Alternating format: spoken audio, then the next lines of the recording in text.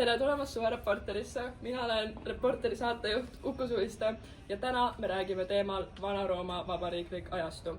Ja meil on külla tulnud teadlane. Keter Jaani. Ja lähme kohe esimese küsimuse juurde.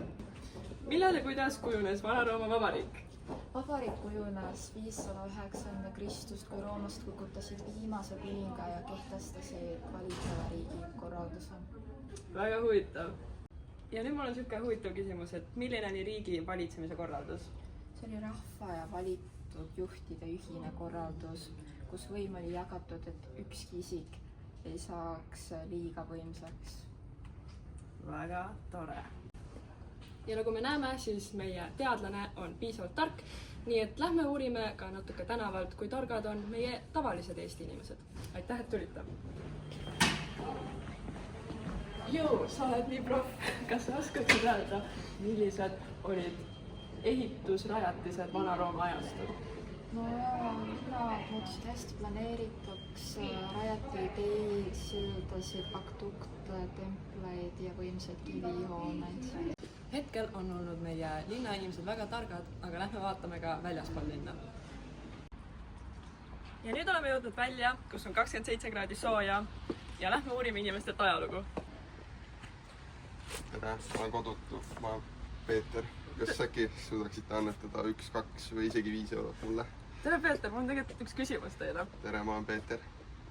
Kas te oskaksite öelda, millised olid kuulsumad ehitised Vana-Rooma ajastul? No, ma ei tea, tuleb natuke meelde võtta. Rooma Foorum, siis äkki Via Appia, Circus Maximus, äkki oli seal veel Serviuse müür ja üks oli veel vist, oota. Ja mis see oli nüüd? Vesta tempel oli vist. Aga nüüd palun 10 eurot, palun selle eest, palun. Ei, mul ei ole. Aga nagu me näeme, siis palun. Kodutud inimesed on targemad kui meie tavaline lihtrahvas. Ja nüüd me oleme jõudnud Viljandi gümnaasiumi ette, kus me lähme uurime meie koolinoortelt, kui targad nad on. Vabandage, mida te oskaks öelda mulle Vana-Rooma leegionite kohta? No leegion koosnes peamiselt raske relvastuses jalameestest. Ka abiks veel ratsavajalised ja kergrelvastuses jalamehed.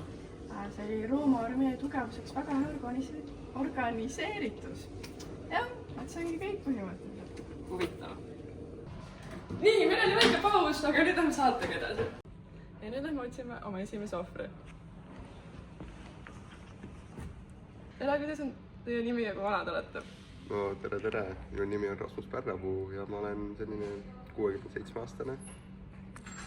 Kas te oskate öelda, kes olid Vana-Rooma vabariiklikul ajastul kõige olulisemad mõjuisikud?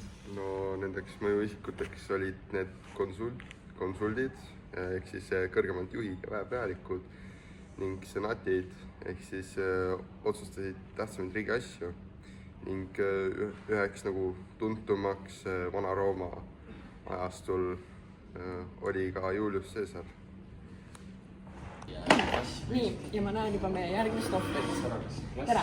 Kas te oskaksite mulle öelda, millised olid tähtsamad sõjad Vana-Rooma vabariiklikul ajastul? Aga muidugi, näiteks olid sõjad Gallidega 4. sajand enne Kristust, Samniidi sõjad 4.–3. sajand enne Kristust, sõjad kreeklastega 3. sajand enne Kristust, Puunia sõjad 3.–2. sajand enne Kristust, Makedoonia ja Kreeka vallutamine 149 enne Kristust ja Pergamoni vallutamine 133 enne Kristust.